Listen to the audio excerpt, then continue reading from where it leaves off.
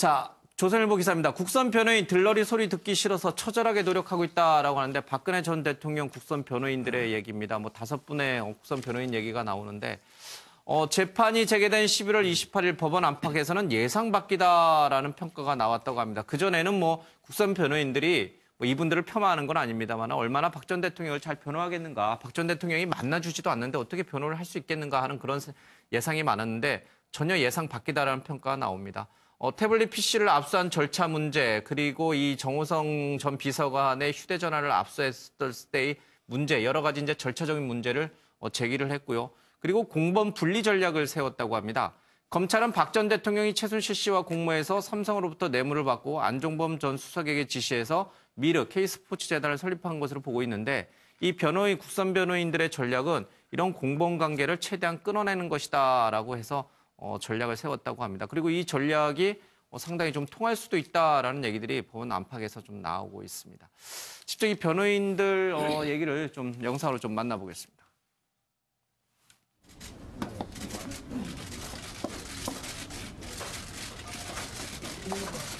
안녕하세요.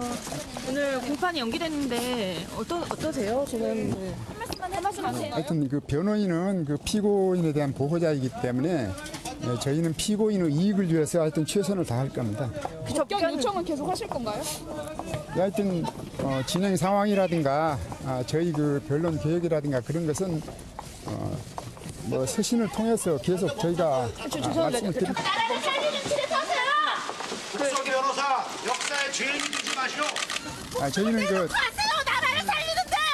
지난번 이렇게 살지 말고! 구질구질하게 살지 말고!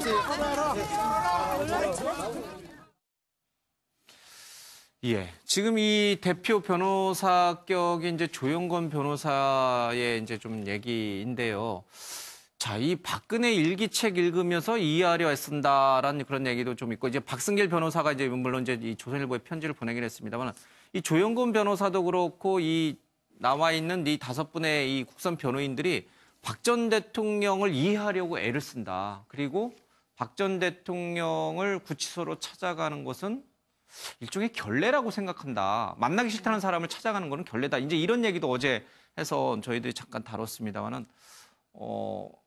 어떻게 이해를 해야 돼요? 그러니까 이제 피고인을, 그러니까 이분들이 좋아서 박 전 대통령 변호 맡은 건 아니지만 피고인을 위해서 피고인을 최대한 이해하고 피고인의 입장에 서서 피고인을 존중하는 마음으로 변호하는 것이 맞는 것인지 아니면은 박 전 대통령에게 당신은 이것이 죄가 되고 있으니 이런 부분은 이해하십시오라고 설득하는 기존의 방식처럼 박 전 대통령에도 박 전 대통령께서 지금 뭔가 잘못 알고 계시다라고 솔직한 조언을 해주면서 재판을 신속하게 진행하도록 하는 것이 이분들의 역할에 더 맞는 것인지 약간 이제는 좀 논란이 되는 것 같아요. 그러니까 이제 이렇게 그 변호사도 변호하는 스타일의 차이가 있어요. 이렇게 그 본인이 이거는 국선이니까 뭐 돈을 저기 개인한테 받는 건 아니지만 사선 변호인 중에서도 피고인을 윽박질러 가면서 변호하시는 분이 있고 뭐 증거 보면은 당신이 한 게 맞는데 왜 쓸데없이 부인을 하냐 이러면서 뭐 그렇게 통제를 해가면서 하는 스타일이 있고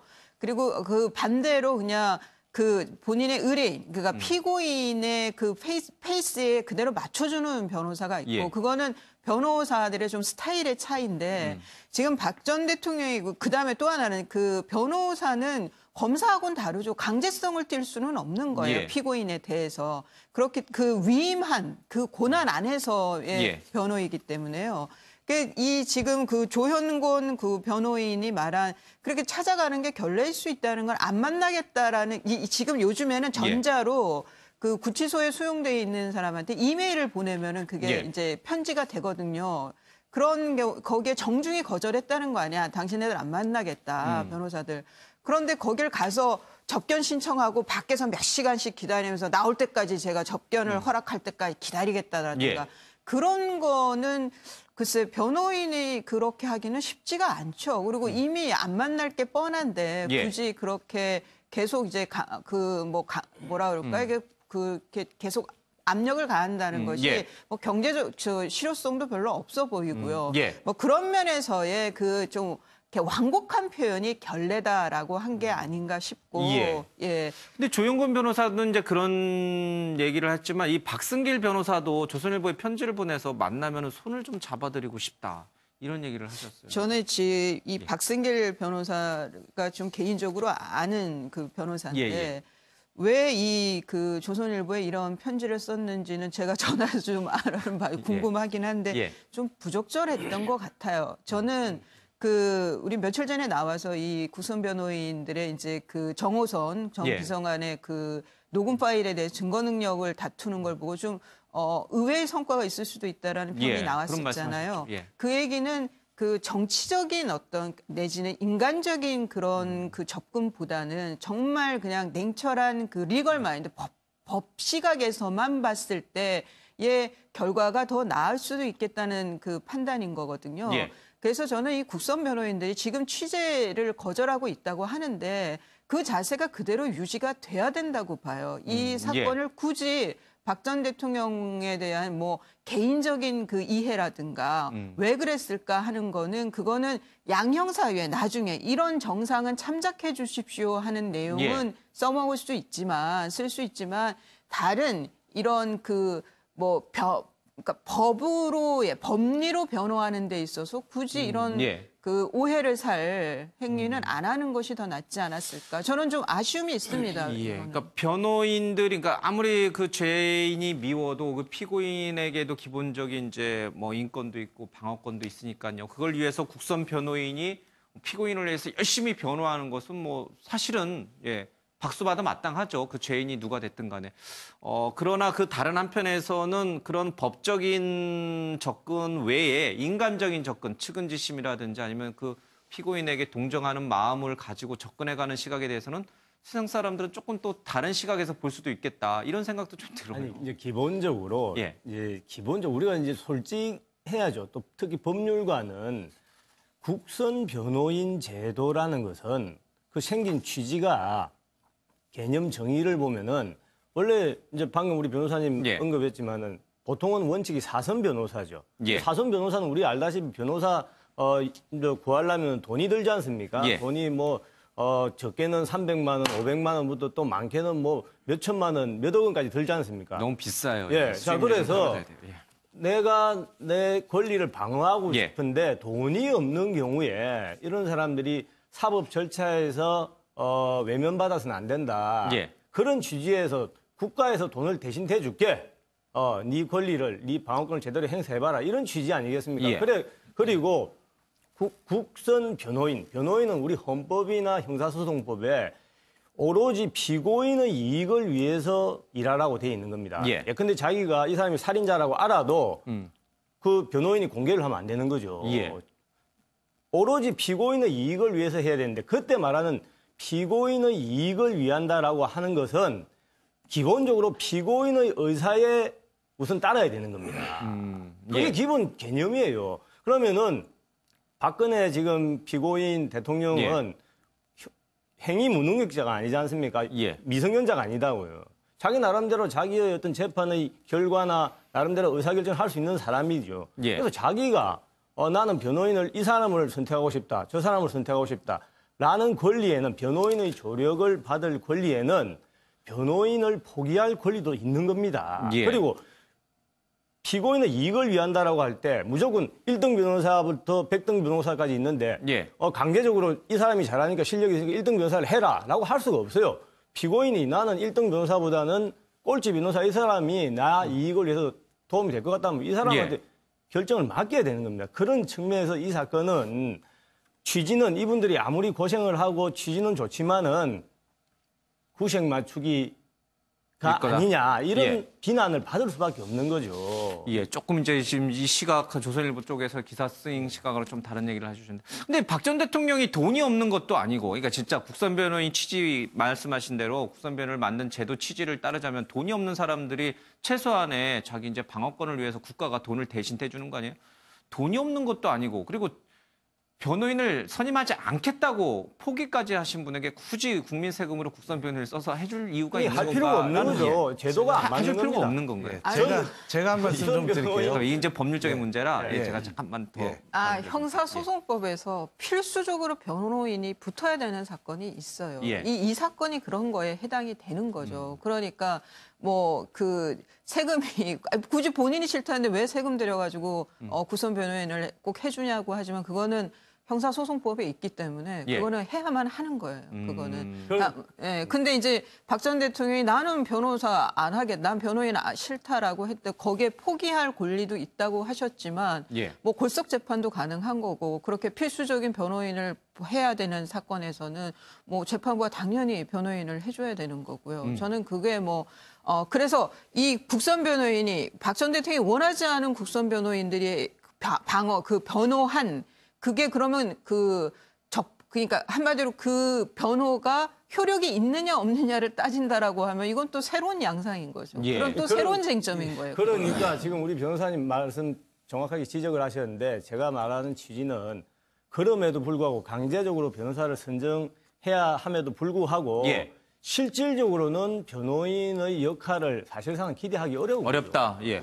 근데 생각보다 굉장히 잘하고 있다라고 이제 조선일보도 기사를 쓰고 있고 이제 다른 분들도 봐요. 이 정호성 전 비서관의 휴대전화를 압수하는 압수 절차의 문제점 또 뭐 조금 더 이따 나오겠습니다만 태블릿 PC와 관련돼서도 정말 이 돈은 사용 돈은 또 김한수 전 행정관이 냈는데 이게 정말 최순실께 맞느냐 하는 이제 국가수 검증 결과를 또 반박하는 어떤 날카로운 질문들 이런 것들을 봤을 때는 그냥 이분들이 다 그냥 들러리 서는 것 같지는 않아요. 들러리 서는 분들이 굳이 박근혜 전 대통령의 일기까지 읽어가면서 이해하려고 했을까? 뭐 이런 생각도 좀 들고. 큰 틀에서 이렇게 봐줘야 됩니다. 이제 피고인으로서의 박근혜 전 대통령의 재판 전략이었는데 예. 피고인으로서 박근혜 전 대통령의 재판 전략은 이 사안이 굉장히 복잡하고 방대하기 때문에 6개월간의 구속 기간을 갖다가 넘어서서 예. 불구속 상태에서의 재판을 통해 가지고 이 부분을 끌어가려고 했죠. 예. 그래서 재판을 굉장히 지연시킨 부분이 있어요. 예. 그런데 재구속이 됐단 말입니다. 그때부터는 이 재판을 정치 재판으로 몰아가고 싶은 겁니다. 예. 정치 재판으로 몰아가는 가장 좋은 방법 중에 하나가 사법적 절차를 부정하는 것이죠. 그렇기 때문에 이제 뭐 법정에 안 나오고 변호인들을 전부 사퇴시키고 이런 재판을 사법적 절차를 부정하는 전략이고 재판부 입장에서는 사법적 절차를 준수해야 되는 입장이죠. 예. 그리고 사법적 절차를 준수해야 되는 재판부의 입장과 사법적 절차를 부정하면서 정치 재판으로 몰아가려고 하는 박근혜 피고인의 전략에 그 중간지대에 국선 변호인이 있는 것이죠. 예. 그리고 그 국선 변호인은 어쨌든 변호인이기 때문에 변호인으로서의 그 법리적 이 문제에 따라서 법리적인 것을 정밀하게 변호인으로서 검토를 해서 이 피고인한테 조금이라도 유리한 방향으로 가고자 하는 국선 변호인으로서의 직분을 갖다 다 하고 있는 것이라고 봐야 되겠죠. 그 직분에 그러니까 그 직분에 손을 잡아드리고 싶다 내지는 찾아가는 것은 결례다 이런 마음까지도 그 직분에 해당되는 것인가? 그분들의 이제 부적절한 언사 내지는 이게 부적절하다고 보시나요? 뭐 부적절하다고 봐야겠죠. 예. 우리 교수님이 말씀하셨는데 사법적 절차를 지키냐, 예. 정치 재판을 몰아가냐 하셨는데 맞습니다. 그러니까 사법적 절차를 지켜야죠. 그런데 우리 대한민국 헌법과 형사소송법에 그 사법적 절차 중에 가장 핵심적인 원칙이 불구속 재판 원칙입니다. 그래서 많은 옛날에 그 시민운동 하는 분들이 감옥 가면은 왜 6개월 구속했으면 되지 왜 계속 구속하냐고 얼마나 예. 비판을 많이 했지 않습니까? 지금 박근혜 대통령 피고인 재판을 1심 6개월 하면서 일주일에 4일씩 한 번 하면 10시간 넘게 이렇게 많이 했어요. 그러니까 재판부에서 빨리 그때 선고를 하든지 그게 안 되면은 6개월까지 1심 구속 만기까지 다 채워서 예. 재판을 해서 선고를 못 했으면은 불구속 재판으로 전환하는 것이 우리 헌법의 원칙이에요. 알겠습니다. 이게 이제 박민식 의원의 말씀에 또 이제 또 다시 반박하는 얘기를 또 어느 분에게 드리면 이 시간이 정말 한도 없이 길어질 것 같은데 뭐 왜 이렇게까지 재판이 길어졌는지 왜 6개월 동안 안에 선고를 못 했는지 그 부분은 다시 또 얘기를 원점으로 돌리는 거니까 그 부분은 좀 생략을 하겠습니다. 하여튼간 박민식 의원께서는 좀 그렇게 보는 시각이 있고 우리 오 대표님에게도 한 말씀 할 수 있는 기회를 좀 드려야 될 것 같아요. 이 사안이 논란이 되는 게 잘 이해가 안 되는데요. 예. 변호인으로서 피고인, 법적 조력을 받을 사람에게 최선을 다하는 것은 직업윤리상 당연한 거 아닌가요? 예. 이미지만은 그렇지만은 토닥여 줘야 되는 것도 변호사의 업무 중에 하나인 거거든요. 알겠습니다. 예. 글쎄 뭐 한쪽에서는 그래 자신의 본분의 직업에 맞게 본분에 맞게 잘하고 있다라고 이제 박수 쳐주시는 분들도 있고 다른 한쪽에서는 너무한 거 아니야? 정말 전에 유형아 변호사처럼 정말 대통령 신기보좌하고 대통령 이렇게 떠받치고 이러면서 또 가는 거 아니야?라는 이제 또 의심의 눈초리를 좀 갖고 있는 것 같습니다.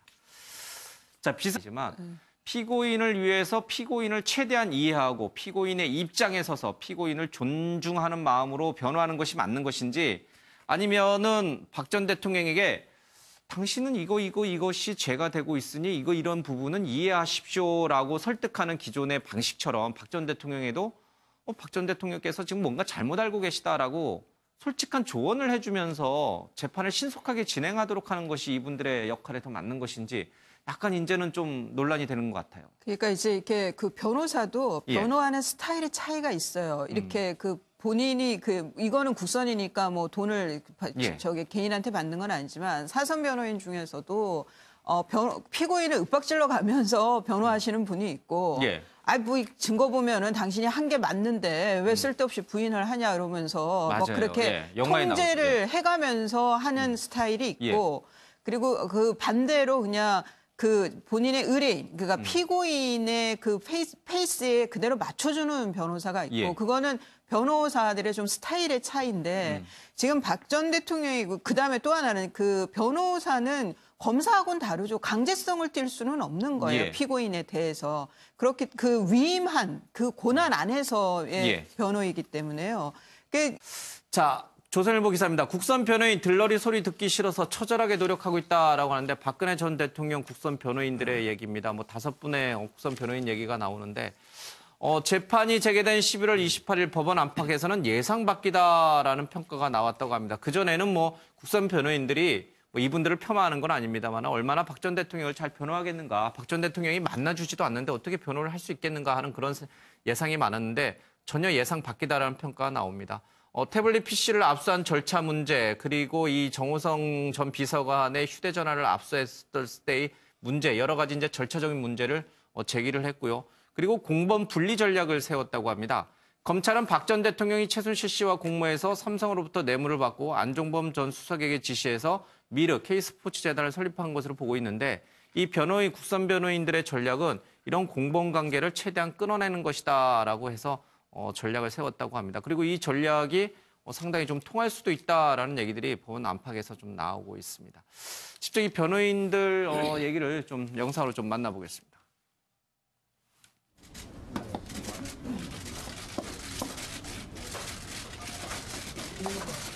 안녕하세요. 오늘 공판이 연기됐는데 어떠세요? 지금 한 말씀 하세요. 하여튼 그 변호인은 그 피고인에 대한 보호자이기 때문에 저희는 피고인의 이익을 위해서 하여튼 최선을 다할 겁니다. 접견 요청은 계속 하실 건가요? 하여튼 진행 상황이라든가 저희 그 변론 계획이라든가 그런 것은 뭐 서신을 통해서 계속 저희가 말씀을 드립니다. 나라를 살리는 길에 서세요. 국선 변호사 역사에 죄인 되지 마시오. 저희는 그 가세요. 나라를 살리는데. 지난번 이렇게 살지 말고.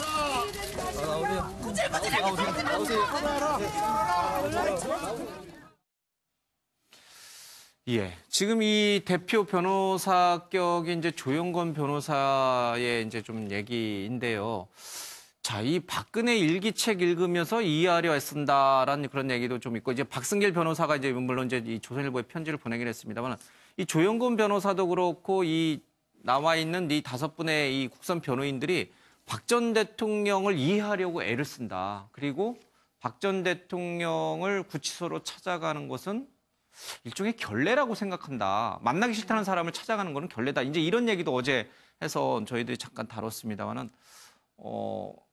어떻게 이해를 해야 돼요? 그러니까 이제 피고인을 그러니까 이분들이 좋아서 박 전 대통령 변호 맡은 건 아니에요. 안에 그 녹음 파일에 대해 증거 능력을 다투는 걸 보고 좀 의외의 성과가 있을 수도 있다라는 평이 예, 그런 나왔었잖아요. 말씀하셨죠. 예. 그 얘기는 그 정치적인 어떤 내지는 인간적인 그런 그 접근보다는 정말 그냥 냉철한 그 리걸 마인드 법 시각에서만 봤을 때의 결과가 더 나을 수도 있겠다는 그 판단인 거거든요. 예. 그래서 저는 이 국선 변호인들이 지금 취재를 거절하고 있다고 하는데 그 자세가 그대로 유지가 돼야 된다고 봐요. 이 사건을 굳이 박 전 대통령에 대한 뭐 개인적인 그 이해라든가 왜 그랬을까 하는 거는 그거는 양형사유에 나중에 이런 정상은 참작해 주십시오 하는 내용은 써먹을 수 있지만 쓸 수 있지만 다른 이런 그 뭐 그러니까 법리로 변호하는 데 있어서 굳이 이런 그 오해를 살 행위는 안 하는 것이 더 낫지 않았을까? 저는 좀 아쉬움이 있습니다. 예. 그러니까 변호인들이 그러니까 아무리 그 죄인이 미워도 그 피고인에게도 기본적인 이제 뭐 인권도 있고 방어권도 있으니까요. 그걸 위해서 국선 변호인이 피고인을 위해서 열심히 변호하는 것은 뭐 사실은 박수받아 마땅하죠. 그 죄인이 누가 됐든 간에.